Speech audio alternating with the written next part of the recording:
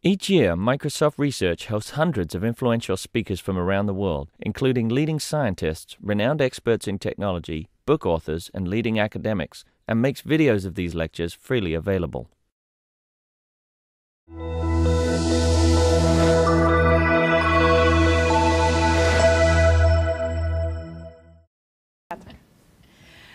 Okay, so we're thrilled to have Mary Gray back here on Halloween. She is going to tell us about anthropology and big data and costumes. And costumes. Okay. All right. So, hi everybody. In the last 2 months, there have been 2 different keynotes, one presented by somebody here, Dana Boyd and Kate Crawford, and a second one by Tom Belstorff. He's an anthropologist. And each of those talks were really taking to task what we mean by big data. And I thought this is a perfect opportunity to think about not positioning anthropology versus big data, but to make a case that anthropology is big data. And I'm going to keep saying data until I slip into saying data. So what I want to do with the time we have is talk about how my work is responding to this question about the role of big data and its meaning. I want to think specifically about the value of critical ethnographic work as a practice of big data. So this is, I want to make a case to you that there's a paradigm shift that needs to happen to really value, hey Christian, to be able to value anthropology. And I'd love to save for Q&A the distinction between anthropology and ethnography. So if you can just kind of suspend that, there's a way to distinguish it, but if we could hold on to that for a second. If we think about data in social inquiry, that's big. What if we imagine other ways to let other perspectives on what counts as big in the door? What would happen? And specifically, I want to think about highlighting what I'm going to call collaborative epistemologies. I want to open up how we arrive at what we think we know and to be very tentative about what we know. And I'd argue that this is a particular strength that anthropology brings to the table in media and technology studies. And the last piece I want to add, and I'd say this is the dimension that I've come to feel really defines my work, is to think about what it means to add a critical analysis of the assumptions of what kinds of data we find, to make that not just kind of a peripheral project, but to always be questioning the assumptions of what is data, what have we found, to be able to go back and forth between what we think is an answer and start asking new questions. So that's what I'm posing as a critical approach. I'm going to give you a few key terms, the short version, but again, I can go into detail. To think about anthropology, I wouldn't say it's a versus here, versus ethnography. Anthropology is really a multifaceted way of studying people, and it has a long history. It's a pretty fraught history, I would argue. I was trained in anthropology, and I left anthropology precisely because I was told by seniors in my field that I would never get a job in what I wanted to study, and I can talk about that later. Ethnography is more often described as a practice for describing groups. And I would argue that ethnography, as much as anthropology, is not just a methodology, but an analytic. It's a theoretical approach to the objects we study. So I think it's more complicated than splicing them apart. If you were going to think about it simply, ethnography is something anthropologists do. But plenty of other people do ethnography. So sociologists do ethnography. It's become a fairly good toolkit for a number of disciplines that are interested in understanding people's understandings of themselves. That's kind of the shorthand for ethnography. But ethnography is study of ethnic groups. Technically, it's the study of ethnic groups, but because there's so much debate about what constitutes an ethnic group, I dumped the word ethnic. I mean, I think we often, and there's a lot of debate about, are we studying groups, are we studying networks, are we studying communities, are we studying, what are we studying? So the object of analysis is constantly a chronic point of fretting for most ethnographers. Anthropologists have always felt like we had a good handle on what we're studying, and that's been debated over the last 20 years. As far as I can tell, if you're studying more than one person, it counts as ethnography. Although there is a thing called autoethnography, and it can be done really poorly by a lot of people. There are very few people who have the chops to do it. But there is a way to think about a practice of looking at one's own understandings as an angle on a broader world. This is a fancy new name for introspection? No, thankfully. No? Okay.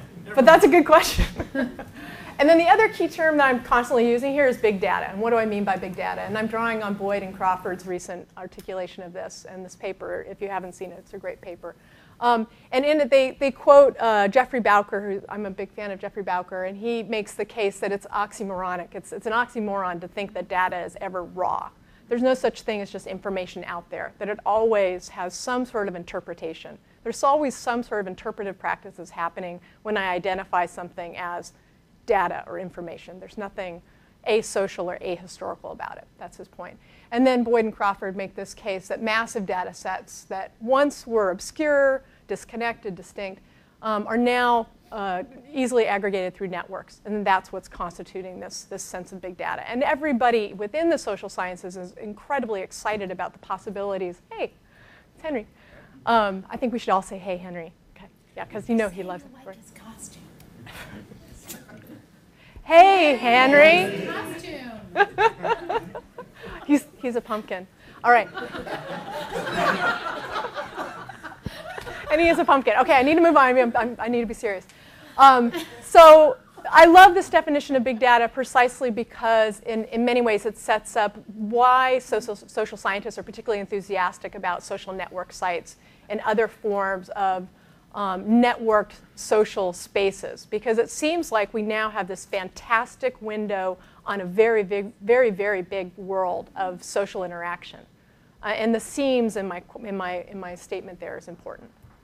So my goal today is to persuade you as much as I can, entice you to think about big data as all three of these things at the same time. It's an outcome, it's a process, and I would say it's also the phrase fiction with consequences of modeling, and these words should be familiar to many people in the room, triangulation, and the one I want to add is critique.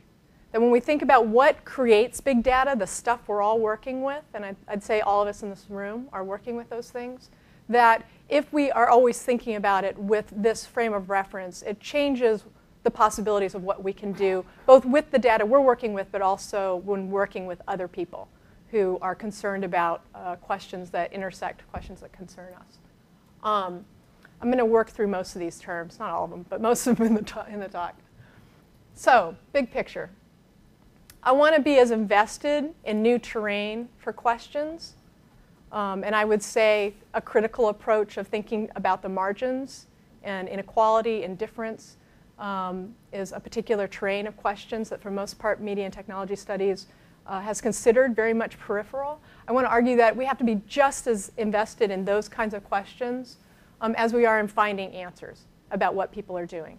Because I would say as soon as we start assuming that we're going to find the answer to what people are doing, we've already stopped looking for the range of possibilities. So it's to argue against ever settling on that, about finding specific meanings. Don't get me wrong, I love big data. So this is not a critique of big data. In many ways, it's to make a case to expand how we think about it. I love this artist, Spencer Tunick. I don't know if many of you have seen his work. He does large art installations of nudes. So I want to use this as a metaphor.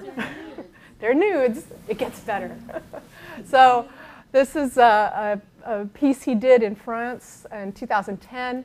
And I want you to think about big data. When we talk about it, we tend to think about quantitative data. We tend to think about big N. We think about big numbers, right? So that's kind of a big, this is my metaphor for a big number. And big numbers are great. I think that they take snapshots of scenes, and I'm thinking specifically within the fields of social inquiry, that big data, that gives us really interesting moments to think about at a specific time, and this is Mexico City. So again, this is a metaphor for big data. So what's it showing me? It's showing me this moment that he was able to organize in Mexico City, in the Zocalo in Mexico City on the campus in 2007. It can tell me perhaps models of actions based on the patterns. I know that he's going to build his career on doing these installations in different places. I have a sense of what those installations are going to look like, right? So it has a kind of predictive quality to it. But what if I stop thinking about big data as a question of pitting quantitative against qualitative methods?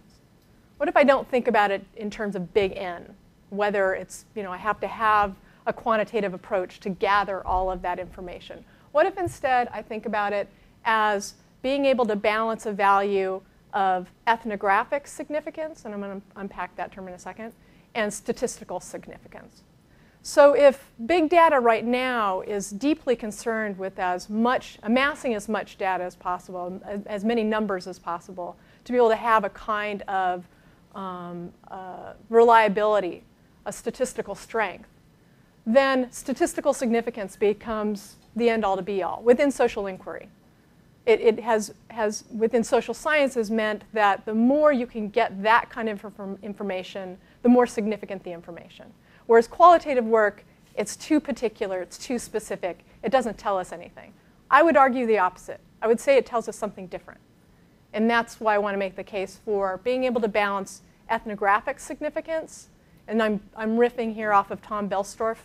He made this point in his keynote at the Association of Internet Researchers. But I really want to extend his point and take it much further to say if we really take to heart ethnographic significance as a balance and complement, an integrated complement and collaboration with statistical significance, that we get something transformatively different than what we're doing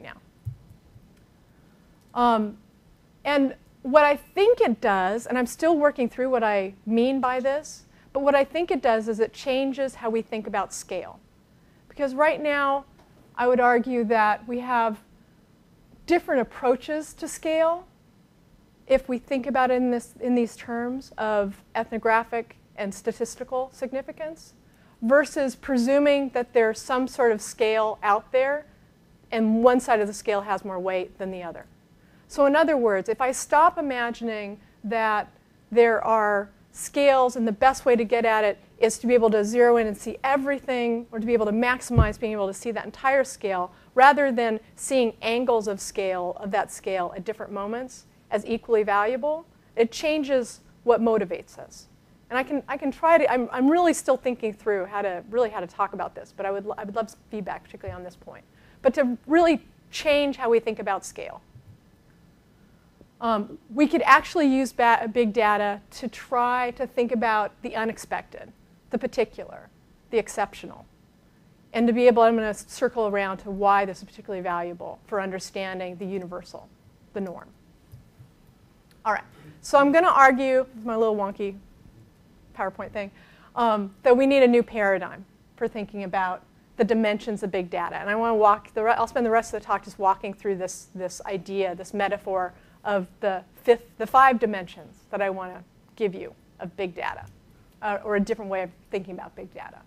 So the first one, if I think about quantitative work as the first dimension, and you say data, I say data, there are very familiar ways of constructing big data and social analysis. Census numbers. I rely on census numbers to be able to understand the regions of Appalachia where I've done most of my research in the United States. So it's treated as important material that is a starting point. It sets the scene for me, again. Other familiar materials that we use that are considered big data and social analysis, social networking analysis, all the rage. And a lot of data visualization that's been happening is pretty exciting within the social sciences. I honestly couldn't tell you what this is telling me, but I did attribute it. And I mostly want to be able to look at the visuals that are the ones that capture the imagination right now when we talk about big data. Consumer market flows. I just love this because there's Starbucks, there's McDonald's. It tells you about how it both moves as a product. It's a really nice visualization that could not be possible without big data, without amassing quantitative information about the flows of materials and labor. It's a great sociological illustration. Another illustration, I love this one. It was a map done, it was published in The New Scientist, And they were looking at roads and travel flows and trying to pinpoint the most remote places in the world. And the Mongolian plateau is calculated to be the most remote. It takes about 20 days to get out. There's like 1 day on a road, and the rest is 20 days of hiking. So that's considered remote. What I want to push is thinking this gives you a visualization that by quantifying it tells you a sense of remoteness, but it doesn't actually open up or give you room within this approach to think about what constitutes remoteness. Do the people living there feel remote? Do they feel like they live nowhere? So you know? Inverted all the colors. It's us who are finding it exactly. very hard. We're very busy. We're very. So I mean, it's literally to say this tells me a great deal of information, really important information for me to do my work, particularly because I'm interested in questions of mobility and immobility. This is kind of where my work is going right now. So when I look at this, this is a fantastic starting point for me. And it's additive. It could easily be an ending point for me, but it's certainly something that complements what I do. But data are, this is for the crypto people in the room, because that's a great cartoon. Data are always a process of interpretation. I can look at any big data and still see within it interpretation. Someone choosing particular points to build their case. I'm like waiting for people to get to the punchline. Isn't that great? I love this cartoon. But to be able to see what it is that gives someone legitimacy in particular fields of inquiry. And I would say right now, a quantitative approach to these sorts of social questions are gaining a lot of momentum. And I'm in some ways trying to intervene and make a case for shifting that momentum. That's a more collaborative approach to it. So the key things that I think quantitative data can't capture: context of the scene. It can't tell you what are the stories that, if you think back to the Zocalo, the Mexico City case, what are the stories behind the people amassing there? You know, what motivated those bodies to move into that space? It can't really tell you who didn't show up. It can't tell you who chickened out, whose parents found out they were going so they decided not to go. And it absolutely can't account in that moment, although there might be other ways to get at it through quantitative means, but it can't really give you the sense of the social structures that are also shaping who shows up. Were the police present? What kinds of codes around lewd conduct are in place? All of the kinds of social structures that really shape the possibilities of that moment happening. It can't really get at that, a quantitative approach. So I want to think about a second dimension. And if the first dimension is a snapshot, I would argue that qualitative analysis is time-lapse photography. Isn't that pretty? I love that. And anthropology, at its essence, is a kind of time-lapse photography. It's an attempt to be able to take a series of long takes, photographs, still data points, but to carry them over time and to be able to move around them to see not just that image, but to be able to see the setting around the image, to see the context. Where's the sun? Did somebody go and stomp on that little crocus? When is somebody going to come and mow the grass? The ethnographer and the anthropologist, they're concerned with the context of that moment over time as it's moving and as it changes. Oh, it's still going. Oh, it's still going. There it goes. I loved that Tom Belstorff made this point and reminded me, anthropology is a field science. Astronomy is a field science. Astronomy has some really big numbers. Astronomy is a kind of big data sort of field. I think anthropology is similarly a field science that is full of data. And often we're awash in it. More details than you could ever account for. But in the same way that astronomists are driven to pretty much keep their eye on the ball, and that's how they see what is happening with change over time, anthropologists are engaged in the same sort of practice. And there are lots of questions about how much time, where, how many bodies have to be doing that monitoring. Those are all really fruitful methodological questions. Yeah? I was going to hold this question to the end, but I need to ask it now, which is, you spoke early in your introduction about collaborative epistemologies. Yeah. Now at the moment, thinking about astronomers I need to ask who's collaborating. Mm-hmm. And you knew I would ask that later, but I think Yeah. that was what I should be asking. No, it's a great question because I don't think any of us are right now. I mean, I think we're starting to. And I think there are very disciplinary reasons that particularly the field of anthropology has remained a kind of lone gun out on the range approach to doing that work within the academy. But I think there are settings where that's breaking down. Within anthropology, the gold standard is a monograph. And you are the anthropologist who's produced that information. You are the interpretive tool who's made that story happen. So it's to say that I don't think it's actually happening yet. So this is your talk, and I'm not going to try to hijack it. I'll just say a few phrases. Yeah. Collaborative anthropology, participatory design. Absolutely. I'm done with my few phrases. Please go on with your talk. And those are really, and I'll come back to those phrases, because actually, Michael's raising a really important point. It's not that this doesn't live in anthropology, and that it's considered completely marginal to anthropology. Yeah, there's that. Yeah, okay. Thank you. So tricks of the trade, because I know some people are like, what is anthropology? What do ethnographers do? And sometimes we shorthand and we say we hang out. I would say a lot of astronomers probably look like they're just hanging out when they're with their telescopes, but it involves a lot of work. It's in many cases, when I say participant observation, it means identifying individuals who you're trying to basically take their understandings of how the world works and use it to model a broader understanding of how the world works. You're taking their perspective on the world, their perspective on their experience, so that you can theorize what those experiences mean beyond them. So you're kind of moving across those scapes. And to do that, you're with them. There are, again, lots of really important critiques within anthropology as a field about how badly that's done and what it can look like. And we can talk about that in Q&A. It's one of my favorite topics. But it also includes archival research, in-depth interviews where you're constantly going back and forth with different participants to not just hear their narrative, but to be able to hear their reinterpretation and their revising of the narrative. So it's not about getting at the truth. In most of critical anthropology, for the last, I would say, good 20 years, it says, we're not after the truth. We're trying to understand people's sense of the world so that we can start asking questions about what we take for granted, right? So it is, those interviews are not to get at the truth, and I think that's really key. Because I would never claim that we're finding some fact, that that's not where our veracity comes from. And I think that that's we have to come clean about that. But thick and thin, this is about textual analysis because all of these things are text. It's looking at transcripts of our interviews. It's looking at demographic maps. It's looking at meeting notes. It's listening to people's gossip. So I wanted to use the example of a wedding photo as a snapshot, but also a time-lapse photography. I don't have videography for my wedding.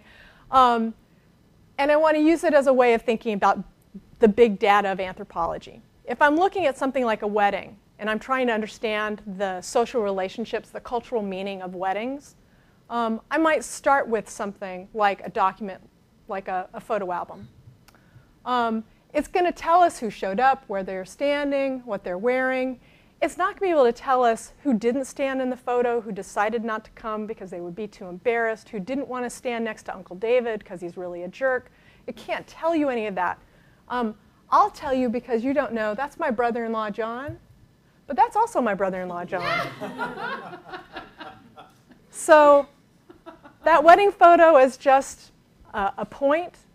Can't tell me anything about where else he's been.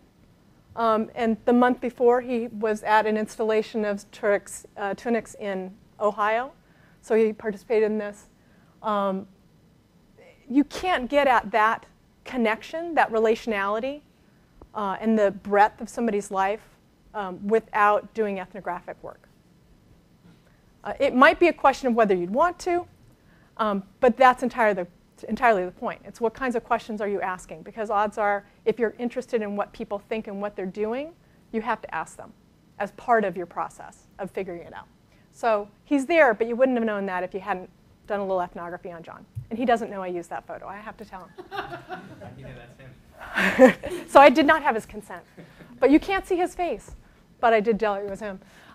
So that takes me to the third dimension, which I would argue is a move toward, and I'm glad it was kind of brought up earlier, towards a collaborative epistemologies, because I think this is where things are going.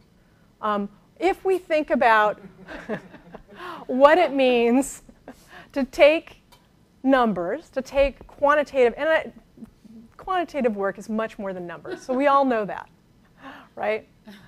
But if we take those stories that come out of quantitative work and we juxtapose them and mash them with the stories that come out of qualitative work, I think we get something incredibly rich.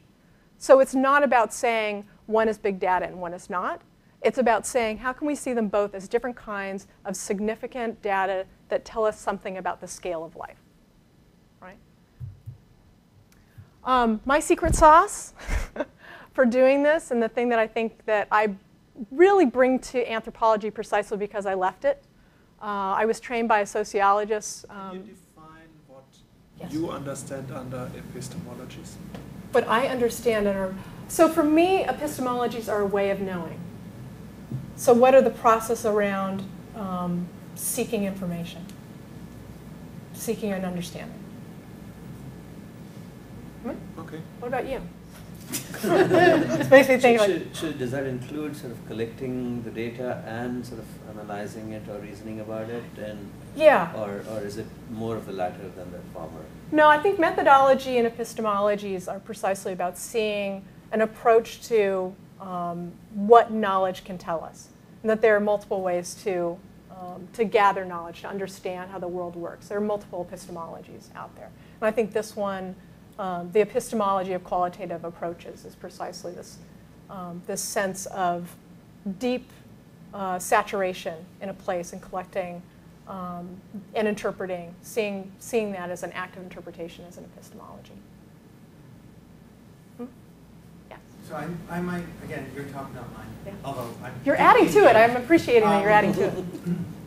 A phrase we used about 10 years ago was democratic epistemologies, in which we come to know, but we don't know for sure until we've gone back to the people who told us. Absolutely. And made sure, in the strong political version, made sure they have veto privileges. In the weaker version, made sure that their voices count too, and that anything we concluded that they disagree with gets noted in that way, all the way through to presentation. And I would say that that is, for me, a critical part of the work that I do, with the critical turn of not presuming it's getting the record right. Precisely because I want to keep alive both the asymmetries that exist in the field, but also to be able to say, this is a moment in time. This is capturing that sense. But yes, I absolutely think there's... Part, and the other part is the presentation of a report about someone else's work as a political act. Absolutely. And therefore should be handled as a political act and not as fact. Absolutely. Or in the old sense of facts aren't, facts do. Yeah. No, and I think I'm heading in that direction. I hope I am. I hope I am. So for me, I think what I'm bringing to this, and I really do think it comes out of my quirky training, is that I was trained by a qualitative sociologist who came out of the tradition of symbolic interactionism, and I have a beautiful lineage that she taught me that, you know, goes to Herbert Mead, to kind of American pragmatism. So to have this sense that one of the most important things we're doing with qualitative work is actually political work. It comes out of the Chicago School. But as part of that work and the expectation of rigor of that work is what she trained me to think. Her name was Lee. She passed away not too long ago, a couple of years ago. Susan Lee Starr, was to think of your work as a process of triangulation. So she's borrowing this notion, and this is kind of a mess, just because I'm kind of crappy at this part of PowerPoint. But to think about what we do in ethnographic work as a process of triangulation, literally saturating the field. I think most of you probably know better than I do, and I'm actually afraid to try and go much deeper than say I know it's about trigonometry. But it was fairly early on adopted by this group of sociologists, qualitative sociologists. At some point you should think about manifolds. You should learn a little bit about I totally charts and want to. manifolds. No, I totally want to. No, I'm actually serious. curious. I'm looking at this and I'm like, this is a triangulation, but you might want to learn about manifolds. Okay. No, that's how I can't do anything with it right now, but I totally am curious. Because most of what I was trained to think about was how to move from different points of view and to see it as always selective. There's no moment when I'm going and doing ethnographic work and eventually there's some sort of power relationship involved in terms of who I'm directed to speak with, who I'm allowed to speak with, who I eventually get to see because I can't make it to the town at that time. That there's always some sort of power differential, some sort of politics in play, that because of that, to be able to recognize from the get-go that it's always a selected process, who I'm hearing from. That's why it resists being able to see the truths and who we're speaking with as ever cleanly a matter of then just speaking for. Like that you just can't effectively do that because you always have to be acknowledging it's partial all the way down. But at the same time, she was adamant that the most important thing you do to build a good picture of the norms is by moving around the margins. Nothing gives you a clearer sense of what is expected than looking at the people who aren't doing it, right? So it's a really and it very much comes out of a political impulse to say we tend to just erase the margins and think they're not important. All things being equal, they wouldn't be there. Well, all things are not equal in the social world. So what does it mean to pay attention to the margins? And again, admittedly, it's, I would say, an alchemic blend of art and science. It's still interpretation, and I do believe that's important to consider. But it also influences how someone moves in the world. So to be able to see where someone's point of view is, to be able to pinpoint it as, that person is placed within this socioeconomic milieu of middle class, white, suburban, all of those things. To be able to kind of capture temporarily and tentatively their social position, to have that point of view, so you have some sense of who are you missing? Whose story are you not hearing? And to be able to shift to any of those points of view and understand that perspective in order to cast light on the perspective you don't see. Okay, this has all been very theoretical at this point. Let's see if my PowerPoint will go forward. It's having trouble. There it goes. So, this is my recent work. That's Dale. Some of you have heard about Dale and Miss Delicious, Dale's drag persona. Most of my work has been in rural Kentucky, Tennessee, the tri-state area that connects Tennessee, Kentucky, and Indiana, parts of West Virginia.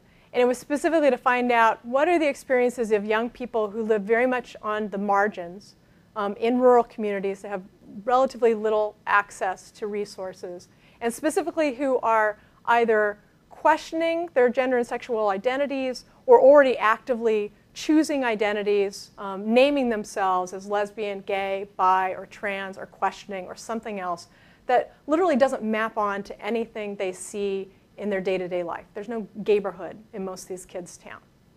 So what is it like for Dale, and where can he organize and articulate his sense of self? And this is very much a playful part of his identification. He does it at Wal-Mart. So he goes to, and that's not just Dale, a group of his friends. So when I was doing field work, I came across a group of young people in one of the towns that I was working in who would go to the regional Wal-Mart and they would do drag there. They would literally go into the store in the middle of the night.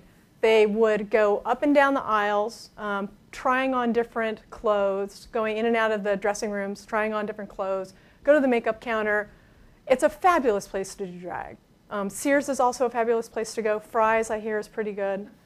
And now I'm starting to hear about all these really interesting places. A student emailed me, and he's doing work in Laos, and there's apparently the first mall. It's a Chinese-owned mall in Laos, has become this major scene for young gay kids to do drag. What do you think drags are? Oh, sorry. No, that's okay. Thank you for asking me to clarify my terms. So drag is a complicated term, but folks who will, in a very performative way, take on the attire of a different gender, and very much in a performative way.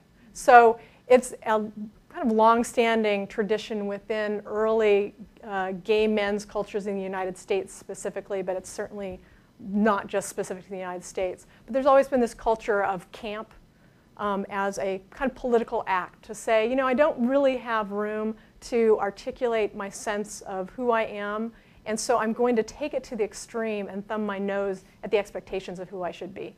But usually in really prescribed places. So it almost always, for most of US history, has been in gay-owned bars, in publics that feel like safe places. Going out in public where you're doing this and you don't know the audience that's going to see you is a pretty risky move.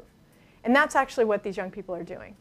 And I make a case in the longer work about this that most of what they're doing is creating a sense of queer presence in rural communities where, and when I say queer, I mean a sense of difference in their communities where it just otherwise doesn't exist. They don't have any other options, so they create their sense of this is what this world offers. I will make it happen here. They literally just do it. They don't just do it, because there are social conditions that make this possible. One of the most important ones that I found out was they never did this if they didn't have friends who were working at Wal-Mart that day or that night when they went into the store. Wal-Mart at that particular moment when I was doing my field work in 2004, this had happened, 2003, they had just issued national guidelines around domestic partnership benefits, and the young people in the town knew because their friends worked there, so they were hearing about these policies. That became this symbolic gesture of openness, so that Wal-Mart really registered for them as a very open, welcoming public space. And you'd have to live in a rural place to understand why Wal-Mart registers as a public space. There are no other public spaces in the sense of a public square, like a Boston Common. They just don't exist. There are fields, that's not the same thing. So where do you go to be seen and to see? So it's a de facto public space in rural places. And like I said, it's a fabulous place to do drag. But what makes this story really compelling for me as somebody who studies media and technology is that the experience of doing drag in Wal-Mart was not complete for these young people until they posted the photos they had taken themselves and of each other to a website that at the time was a commercial, just free space that the company no longer exists. You could not have found this website unless you were looking for it. And this is pre-Google, right?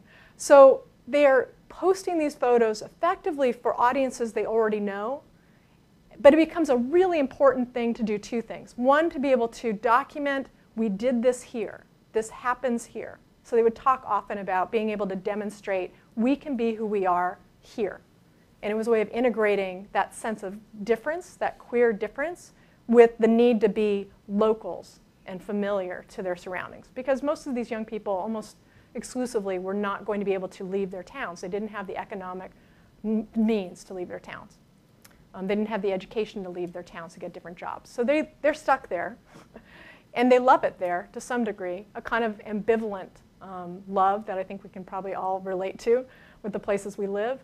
So their way of negotiating this sense of dissonance, of being really invested in identifying as gay or lesbian or trans or bi or queer and being rural, this is how they negotiated it. And the website was a critical part of that negotiation because there was no other way to kind of have this persistent presence of queerness in their town. So the website stood in for that.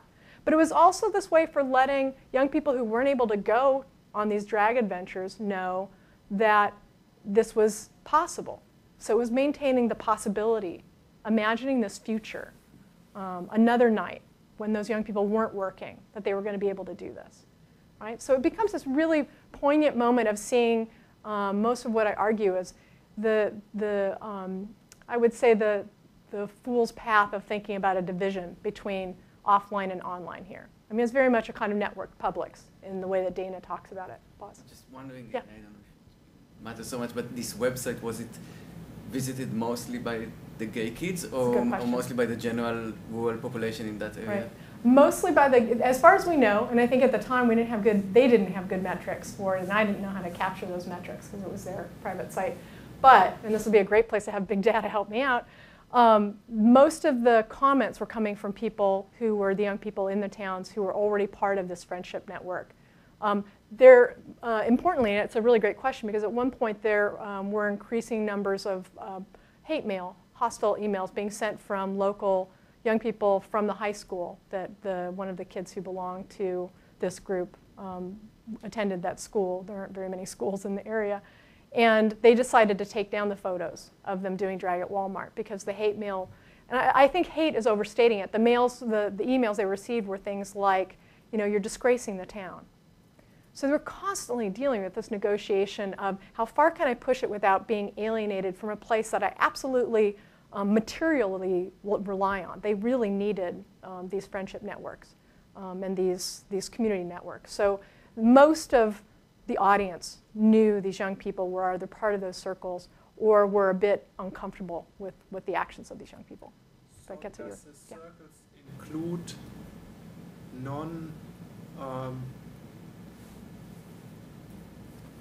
by whatever who are supportive? Yes. And yes. Is there do you have any idea about the numbers? We don't have a good idea of the numbers, and it's actually probably goes back to the question Michael asked about collaboration, because it was just me running around trying to participate in their worlds. I often felt like I was missing. The folks who are missing from me are precisely those friendship networks that are one circle out, who are not quite identifying or are, again, kind of on that periphery. So we don't really know. We don't have really good numbers per se, although I think those different moments of the stories of students or young people who felt like they really wanted to be an advocate, they were genuinely an ally of their friends, and in many cases it was because this is somebody they grew up with, that's somebody they'd known all their lives.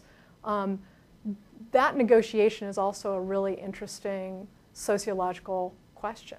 What does that look like? What are they negotiating? It's not quite their identity, although it almost is by association. So how leaky the politics are around those identities. Yeah.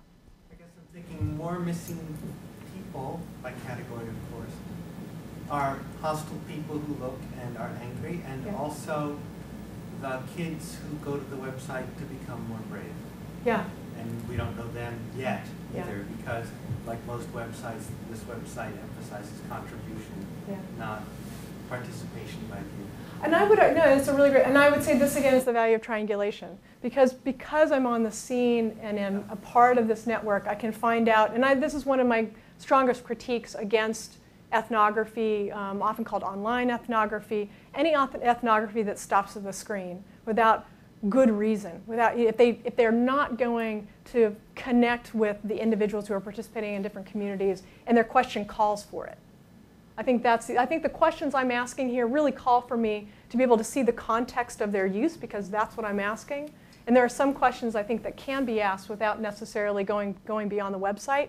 I couldn't have asked these questions without being there. In fact, I made a point of, I didn't meet the majority of the young people who became the key participants in this project online.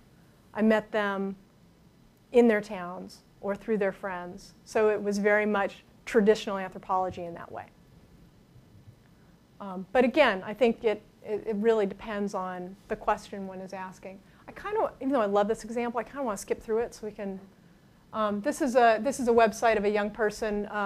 He was female to male, so he was born assigned the appearance of female. And when I met him, he was transitioning to male, and his mom was incredibly supportive. So they were constantly trying to figure out, well, what does this look like, and what does this mean, and what resources do you need? So he used this website as both a place to be able to chronicle his experience of transitioning from female to male, to make it real for him, but he would emphatically say he was also providing local information.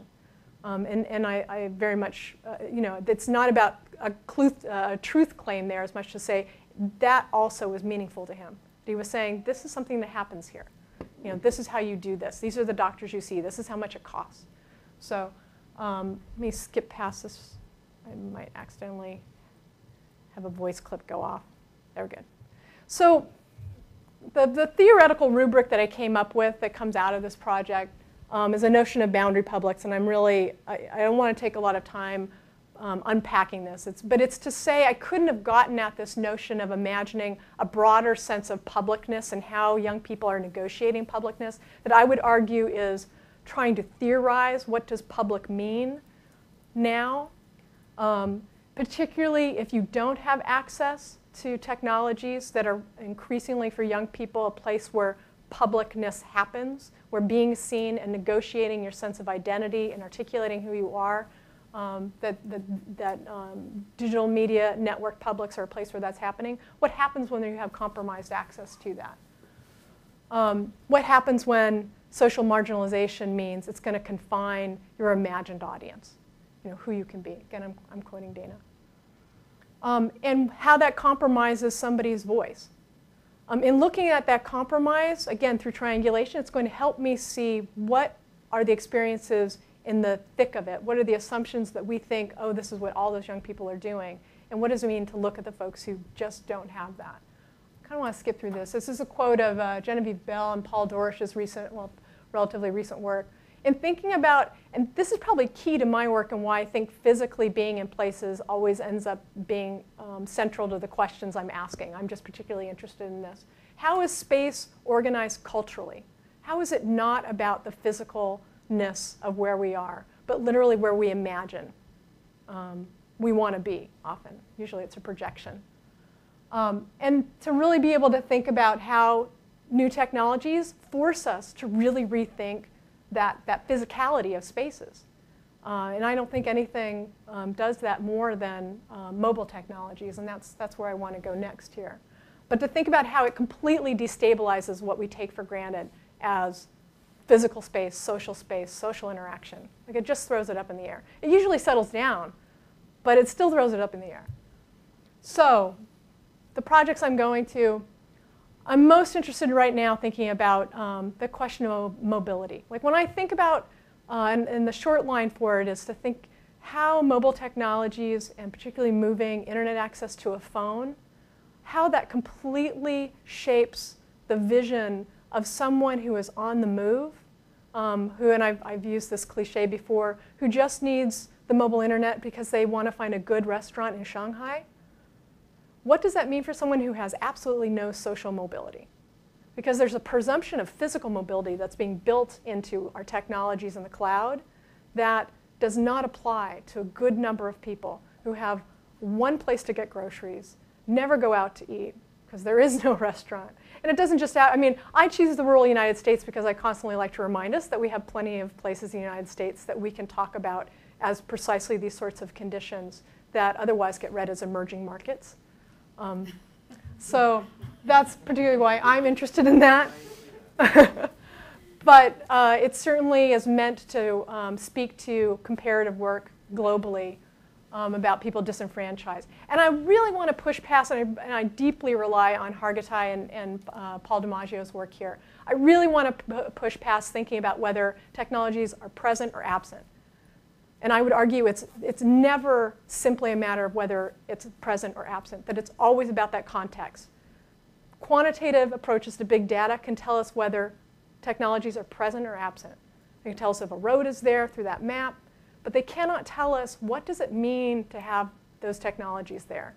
What if, for example, like almost all the young people I was working with, you have no direct access to the internet because it's all heavily filtered or monitored. So there's no way you can look up something like gay unless you want to be out in. So I'm really obsessed with thinking about digital inequalities and what it means to have limited access. So this is just a snapshot of some of the, again, a snapshot. It's quantitative data. I rely on this quantitative data to help me open up what it is that's going on in places where I'm working and what it means to have autonomy in these places. That's a little snapshot of where I work. Yes. I wonder, like, please. It's probably, I imagine, just like in China, these filters are possible to bypass. Does Yes. the knowledge how to bypass them go around? Yes, and then it becomes an issue. Yes and no, because it does become an issue of having the knowledge to, and this is actually Esther Hargitay's most important work here, is to think about those skills. Like, where do you get those skills? That's also a social problem. Like, how do you get the skills to be able to learn how to bypass something? How does that privilege in the sense of being able to elevate the power of one group while leaving another group kind of stuck? Because it really relies on a kind of insider knowledge of moving around those systems. For the young people I was working with, they're pretty locked down. You'd have to, I bet you could figure it out, but I would say most of the people I was working with were deeply afraid of what are the penalties of being caught for trying to bypass filters and monitoring systems at their high schools, because they're so scrutinized. So I'm totally consumed with maps, big data. I'm really interested in how the appification of space reasserts the centricity of the city as where it's at. If you're an LGBT identifying person, that you have to be in a city. If you're not, your experience is less than. And most of these applications speak to that. There's a few. Grindr is a really good example that can be used as effectively a location-based service of sorts that doesn't depend on reasserting an urban center. But so thinking about the dynamics of that this is all technical, yes, but deeply social. And to get at what these things mean and how they're being used, I have to go to the individuals who are using them, at least as part of the question. The other project, and probably some of you have heard about it, I have this deep obsession with institutional review boards. It's sick. It's a deep disease. Oops. In US universities right now, they are the most important mechanism, particularly for graduate students who are not established and have a very tight time span to get their work through. They are the process you have to go through to have approval of any work with human subjects. And for the work that I do, I'm really, really interested in how this is shaping ethnographic practice. Because big data actually reproduces this sense that we can be objective, we can be distanced, we can literally have the appropriate amount of neutrality and objectivity that's expected. And it makes it even more difficult to move ethnographic work through this process, precisely because it's built around a different set of priorities. The fourth dimension, I'm almost done. The fourth dimension, I don't mean like critical as in nagging. I do not mean that. So when I say critical studies, and oh my gosh, we could go on about critical studies, I would probably point to a number of people in the room who could very easily unpack it for me. But when I'm saying critical studies, I literally mean something that doesn't stop at a sociology of the norm, something that doesn't try and figure out what it is that everybody's doing, but rather sees the value of approaching the question of our sociality as always a matter of creating centers and margins. And arguably, and Levi-Strauss is an anthropologist who had argued this long, long ago, there is no way to create culture without creating centers and margins. You're constantly having to find who's in, who's out. That is the process of culture.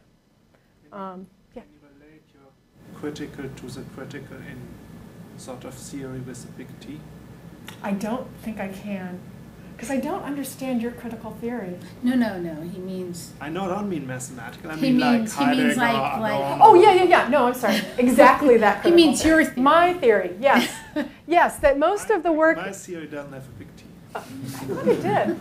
But most of the work from the from the Frankfurt School of critical theory was precisely an intervention in mass culture specifically, to be able to say if we look at modernity, what is it about modern times that produces particular power relations, and actually start seeing them in terms of power relations. That is the critical move that begins in the 1900s, the 20s, and to this day, it goes through Marxism, goes through neo-Marxism. There's a range of different approaches to it, but it's literally to say that there's an organization to culture that isn't just structural. It's not just how things work. It's not because we're naturally greedy. That's another way of thinking about it, or naturally altruistic, but rather that there are always power positions, and that those power relations, rather, are always asymmetrical and shifting. That there's no, the kind of post-structuralist move in critical theory is to say, and it's always circulating. There's no easy way to find, unfortunately, who the bad person is. that it literally kind of becomes embedded in the ways we organize our lives. My simple example of it would be, I was just listening to This American Life the other day, and they were talking about middle school.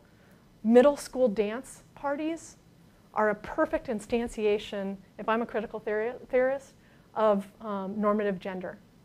I can't think of an easier way to train young people to think that their goal in life is to find the perfect boy or perfect girl. Like, that's the work it does. So it's actually to see culture as work, doing particular work. So it's not nagging. But we can have a longer debate about Heidegger, because I love talking about Heidegger. All right. So when I'm thinking about critical inquiry, these are the components for me of critical inquiry, because they are deeply political, and I have to be really out about that. Most of what I do is driven by a deep sense of the need for the work I do to apply to broader publics, and constantly asking the question of how do we at least move toward the ideal of social justice. I care about the margins precisely because, not because I think they can be erased, but I think in the quest to find them, we change the game.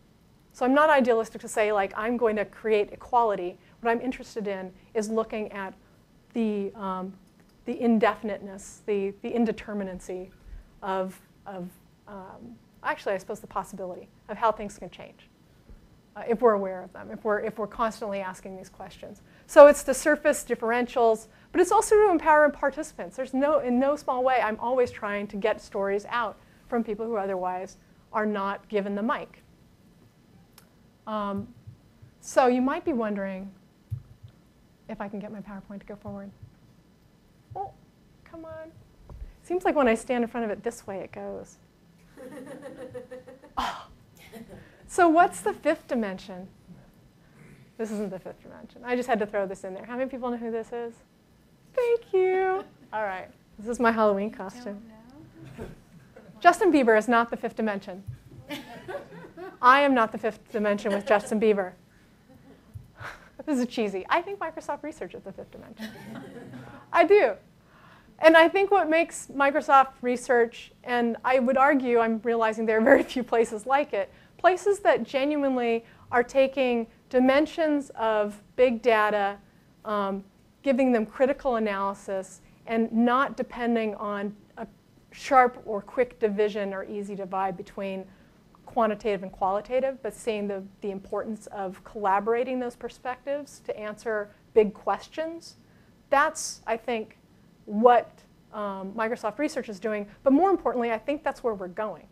I mean, to be able to have, sadly, I often think this used to be where universities were at, that you could imagine having different disciplines who have different epistemologies coming together and respectfully being able to exchange how they see the world and what are problems for them, so that they could see how coming together would transform not even what they're answering, but the kinds of questions that we could ask.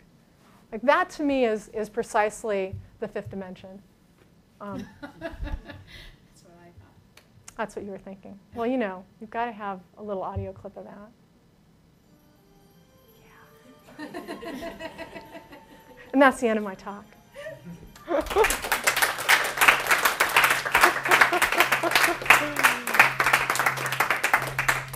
went a little long. Well, I can let it play out.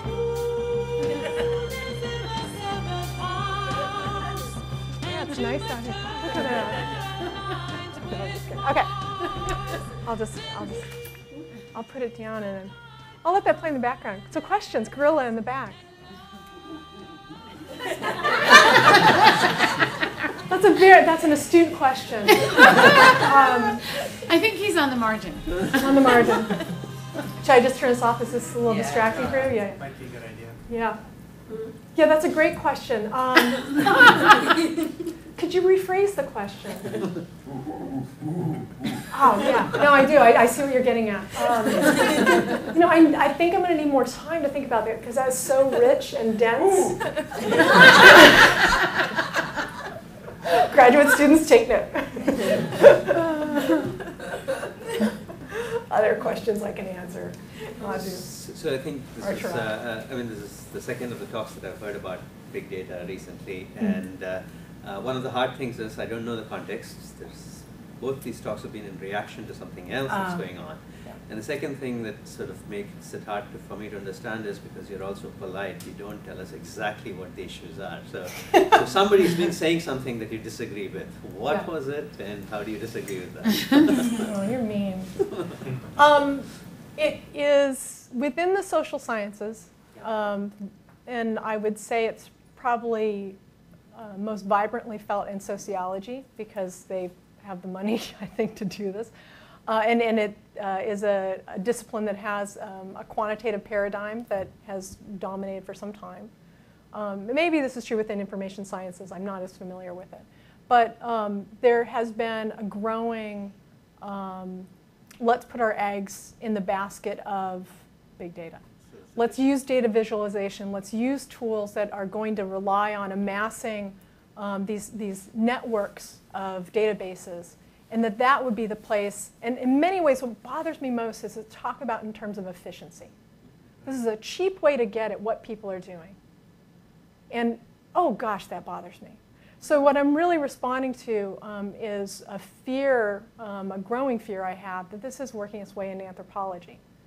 And it's I think at one point I thought it couldn't possibly work its way into anthropology because the field is so dependent on, like I said, the monograph, and it's taking all of the impulses of a collaborative approach that could be really positive, and it's looking for a cheap way to be able to put out masses of data on folks. And it's, I would say, reestablishing this sense of place that anthropology has done a fairly good job of interrogating and disassembling. So that's what I'm arguing against. I mean, I'm this strange self-exile from anthropology. I'm still very much in the thick of that discipline, and it drives me crazy. But this is going to be over the top for me if anthropology thinks this, sorry. So that's the honest answer. And thanks for making me be impolite on camera. And this is, it's public. But yeah, that's what I'm responding. We blog about this. Oh, okay. Retweet that. But yeah, that's, and actually to add to that, I would say within media studies as well, I'm deeply dedicated to seeing ethnographic approaches build in media and technology studies precisely because it hasn't really been on the scene. And most of the kinds of questions that are asked about particularly people's uses in everyday lives, they're ethnographically really good questions to ask. And to see particularly younger scholars say, I don't really want to take that on, or I'm going to do it in this, I don't mean superficial, maybe I do mean superficial, but in this way that is about gathering information that seems quick and easy. Anytime I hear somebody say, well, I'm doing that method because it's quick and easy, I have a fit, because that's not a good, you use the method that's appropriate for your question. And right now that's not happening in media and technology studies. It's starting to seep into anthropology. There's a question there. So, I don't know very much about anthropology, but my question was that do you have any example of a study where, people use the qualitative methods that you talk about and also took big data into account? Yeah. No, that's a great question, because I would argue that much, I think it's that anthropologists don't admit that we're using big data all the time. So in the same way that I really am mining the secondary databases of the census is hard to work with. I mean, to look at those kinds of large data sets, anthropologists don't tend to collect them, or I don't know of too many individual anthropologists who actually collect big data sets themselves and then use it for qualitative work. I do know folks who work in collaborative settings who do that work. But for the most part, we, as a field, just haven't done that kind of integrative approach. But I would argue what we really failed to do is acknowledge when we're using big data, because we use it all the time. We just won't admit that we're using it. We treat it as though it's kind of secondary literature. So I would say I do it, plenty of folks do, but I don't think we're doing it in a concerted way. Can I give an example real fast? Really fast, because I want to make sure people who haven't spoken. So Jennifer Thompson Kelly and I did a big data approach to some online enterprise social media things. Found the interesting cases and then did deep dives and maybe used ethnographic. Yeah. And reported those, not the big numbers. Fast enough? No, that was perfect. And there are quite a few cases out there. I think my issue is how much they don't make their way into the mainstream of what's considered the work that anthropologists do. And it is really a disciplinary critique, more than to say that it's not happening, because I do think it is. Yeah. So I want to poke at this from the other direction, which is that often computer scientists who play at social science, they have another term for people at the margins, and that's unexplained variance or mean squared error. Yes. Yes. I've heard this. I'm wondering how we could, you're sort of arguing for this fusion. I'm wondering, how do you think we can take this question of really playing with the margins, looking at the data that's actually sort of hidden or not the mode, and make it part of our analysis if we're taking these sort of big data computational approaches to answering questions? It's a great question. I feel like I don't know enough yet to answer it, and that's what I'm curious about. Because I can imagine, I know I've had good conversations with folks who feel this way, to look at those exceptions, to look at the particularities, and there's a long history of this within anthropology of thinking about the tension between the universal and the particular. It's an incredibly rich way of being able to see how those aren't errors, but that they're leading to phenomenally different ways of organizing information, or organizing the world. I mean, that's a little too easy, but I think I don't know enough yet to say, but I can imagine it's there. Yeah. So I was reminded of economists study microfinance a lot. So microfinance institutions, and across the world, there are different institutions of how people save their rosters. There are all kinds of things. And anthropologists often have really interesting, because they looked at many of these communities, and they sort of have often very, very interesting stories to sort of see what the motivations behind it. And I found that very interesting, often true. But where I found sort of the big data approach interesting was to just sort of understand how important are some of these institutions relative to others. Because you don't want to study something or waste a lot of resources on something which is interesting, but is sort of not maybe the most common institution.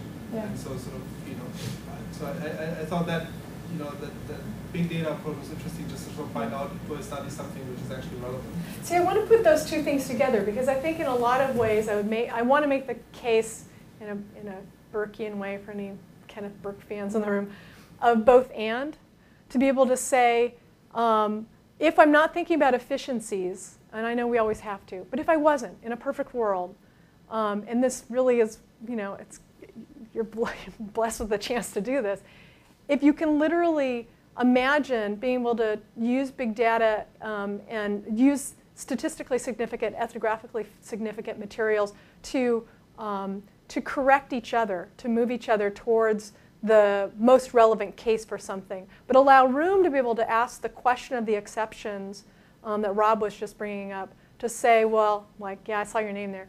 You got a name tag on, man. If you haven't. My advisor. Oh shit! Oh, sorry. Ooh, on tape. Rob Miller's here. That I think there's actually value in pursuing both, because I do think big data can, and I think that's what anthropologists do with big data. I could go, if I'm looking for the most remote place to look for where technologies are probably least likely to be found, well, that chart just helped me pick a really great spot.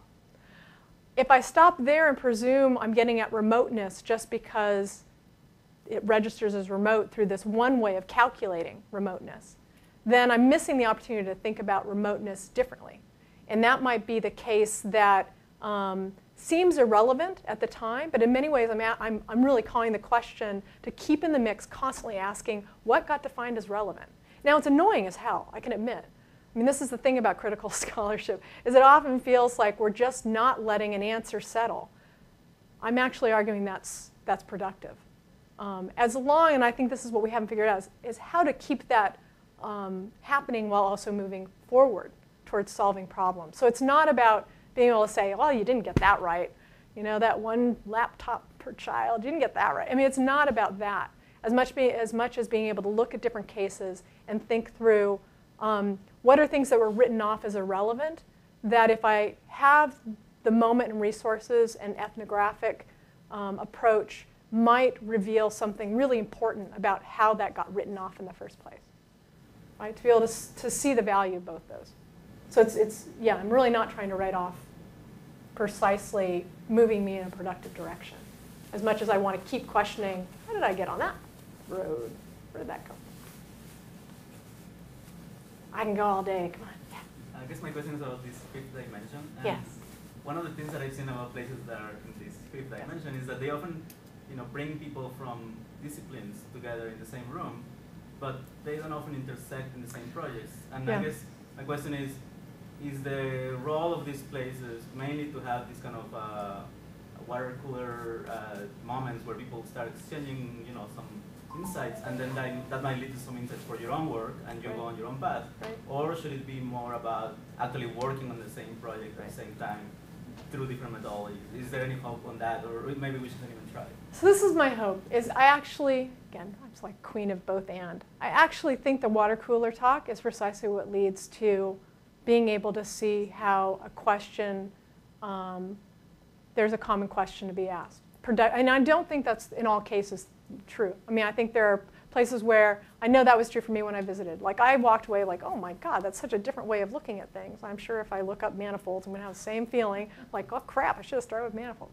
That I go back and it does something for my work that's profound, but doesn't have an effect on the good of the commons. But I genuinely believe that it's the sustained interaction that is possible here. I don't know if it'll happen, but I can imagine, precisely because it's accumulating people who are willing to put down their disciplinary defenses and methodological biases long enough, because you still have to have them, and we're all groomed to have them when we're at conferences, but to be able to put them down long enough to say, I haven't thought about that I haven't really questioned the value of the norm. And I honestly haven't for a while, because I've been studying marginality. What would it mean if I did? What would it look like for me to think about those questions? And I don't think that, I don't know, other than a gut sense, I don't think that can happen without perhaps building a kind of trust and solidarity of purpose at the water cooler to be able to move to that other place. I know it doesn't happen in universities right now for really particular reasons. I would like to say something about that too. I think it takes, even bridging from math to physics in the last group that we ran, it took about 4 years until we seriously started working together. So I think if you're not forcing people to work together, which we certainly wouldn't want to do, or not even strongly encouraging it by saying, oh, your compensation in some way will be higher if you work together, just leaving people to talk at the water cooler. I believe it does eventually lead to something, but it can take a long time, and then you get something very deep out of it, instead of forcing something less deep sooner. Yeah. And I think there's such disincentives right now. We should buy a water cooler. We should buy a water cooler, yes. You do! You have a major water cooler. Yeah. Another quick. No, you're fine. You're totally fine. Participatory design has been addressing this problem since the 1970s or 80s, depending upon how you count. And the methodologists in that field think they have faster solutions. And I think they have some existence proofs that they can bring people of very different disciplinarities, educational levels, for those who care, management, staff, hourly, all that stuff, together to solve a common problem and to contribute their very, very distinct, disparate knowledges to it. So there are, solutions exist, as the physicists would say, or as mathematicians would say, but I think they actually work. I think there was a lot of battles won to get to participatory design that must be acknowledged. And I also think that it's resulted in, especially industrial research, that the goal is always to design. Yes. And I think that one of the big questions that comes into play, and certainly this lab is challenging, the idea that the design is always the ideal. And I think that that results in having to sort of step back and ask different questions and go about this with different approaches and look for different ways of collaboration, especially if we don't hold a design as the end goal. I mean, what if a question and constantly questioning was the end goal? That's what I'm after. And I mean, it sounds really exhausting, but in my perfect world, and that is for me what critical scholarship does, is it constantly asks you to question your answer, so that you always feel like you're going back to the drawing board, and to find some middle ground where that can still be productive, which we haven't really gotten to, I would say, in critical studies. There are like 2 more questions. Tell me when to stop. All right, so this is a little different. You mentioned when you do these very personal and qualitative studies, there are all these interesting questions about how distant you can be as a researcher. Yeah. But I'm sort of curious just what happens after the studies are over and the monograph is written. Like, do you follow up with the kids from the Wal-Mart, or do you know what they're up to now? Yeah. Yeah, that's a really great question. I would actually circle back and say I don't think there's anything impersonal about any kind of research we do. So they're personal in the sense that your body is always in the mix as an anthropologist. And I would say that's true for any researcher. You know, you've got some sort of engagement, skin in the game, as they say, right? But because, and thankfully, the critical turn in anthropology was to question the possibility of objectivity so that we could fully embrace, in many ways, embrace and address the biases we're bringing to bear in the field. So that became and it continues to be, reflexivity can be awful navel-gazing, I'll be the first to admit. But one of the most important things an anthropologist does is say, here's what's at stake for me in this question, and here is how I came to this place, and here's what allows me to move through this space, and in very explicit terms. So that people have so a reader has a really good sense that you're not this eye of God that's dropped in and can see everything. When that happens, different anthropologists have different ways of dealing with that. For me, my work is deeply connected to me, to my politics, and to what I believe. So I stay in touch with the people that I work with. Many of the young people that I work with it's really difficult. I'll have reporters who will contact me and say, we'd love to hear from AJ. He's one of the people I feature in one of the chapters in my book, who's the young person who transitioned from female to male. His life sucks right now. It's really, really hard. He has no access to health care. He has really very minimal access to psychological services. It really upsets me. So I think one of the toughest things about this kind of work is acknowledging the very personal entanglements. And I often will say to graduate students that any method, in many ways, you have to kind of get your disposition for methods. Some people really love archives because they don't like talking to people. Some people hate being in archives because they really just got to be outside. If you ask an ethnographic question, you are going to likely be in the middle of people's lives, and that can be beautiful and ugly.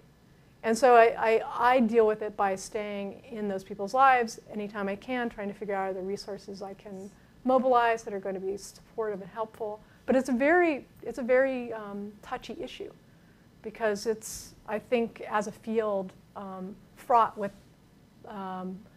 martyr complex and savior syndrome.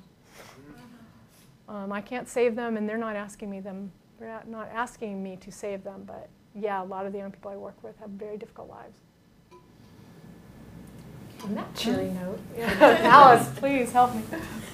So I think that one of the challenges of doing some of these interdisciplinary projects that you described is that there's these kind of big, large-scale epistemological differences in the production of knowledge, and so in your fourth dimension of critical studies, a lot of the insights that have been brought to bear by critical studies are around feminist scholarship, queer theory, critical race theory. How do we work on interdisciplinary projects with disciplines that don't have those types of sophisticated analyses of power relations already put in place? No, I think that's a great question because I think those are places where we have to find our incommensurability, and I don't know that I think that it always exists in physics. Like I was really struck by one of the whiteboards we had when Mike was presenting the stuff on Grindr, and sorry, this is vague for people, and how many people in the room were able to move forward with the question, or we were sharing this working assumption that technologies have politics. Like I literally saw a number of people in the room just be like, yeah, of course. That is actually really hard to sell in certain social sciences and anthropology. So, oh yeah. It's amazing. People think that technologies don't have politics? Yes, because they're not. I mean, this is possible. Got me. But I think that's what's interesting to me is I think it's finding those places where epistemologically we are not going to be able to find common ground, but not presuming the disciplines and really the individuals working within those disciplines who might be able to get there. Because I do feel like post-structuralism and the critiques we're talking about move across. I think, I'm a mass theorist about this.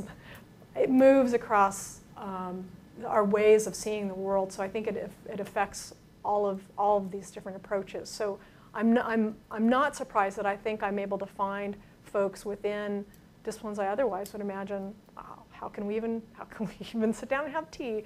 But I often find that my biggest hurdle is the anthropologist who still believes in objectivity. So I think it's less about about placing where those incommensurabilities are and really sussing out, are there places, and sometimes they're really within very specific conversations of disciplines where there's critical room that's happening. So I think that's how I'm answering it right now. Is that I am really struck by, I just had that happen at AIR. At the Association of Internet Researchers, I'm having a conversation about affect theory, and someone wanted to bring in what brain scientists are finding. And I'm just like, wait a minute, what about a science technology, sorry, this is totally jumping the shark, but Alice, what about science and technology studies? Like, they just weren't there. Yeah. They weren't even thinking about that. So that just, So. Thanks, Mary. Thank you.